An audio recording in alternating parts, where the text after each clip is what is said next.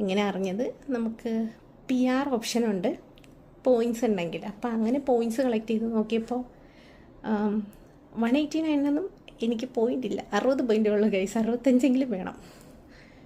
190ക്ക് correct 65 പോയിൻ്റായിരുന്നു. അപ്പോൾ അതും ഇട്ടു.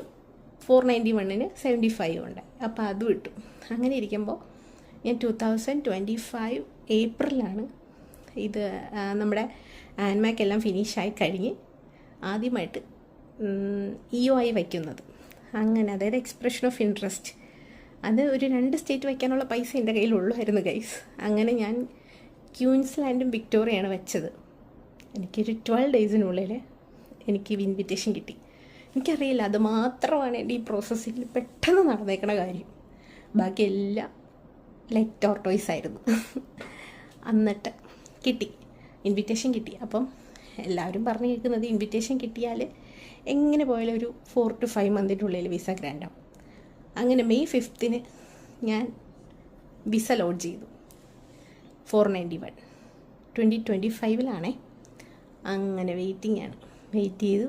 2 മാസമായി, 4 മാസമായി, 6 മാസമായി, 8 മാസമായി, 10 മാസവും കഴിഞ്ഞു. 12ാമത്തെ മാസം correct 1 year 2026 May 6th visa ഗ്രാൻഡായി.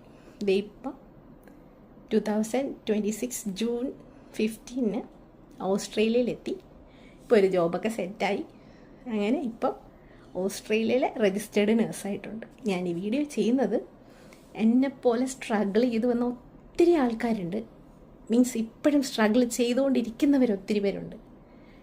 നിങ്ങൾ ആരും പുറകോട്ട് പോകരുത്, മുമ്പോട്ട് തന്നെ പോവുക. Keep going.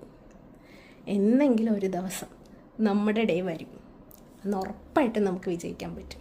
ഒരു കാരണവശാലും ഡിപ്രഷനിൽ പോകരുത്, തളർന്നു പോകരുത്. ഒന്നും ആകാൻ പറ്റുന്നില്ലല്ലോ എന്നൊന്നും വിചാരിക്കരുത്. പറ്റും, നമുക്കും ഉണ്ട് ഒരു ദിവസം. So keep going. All the best.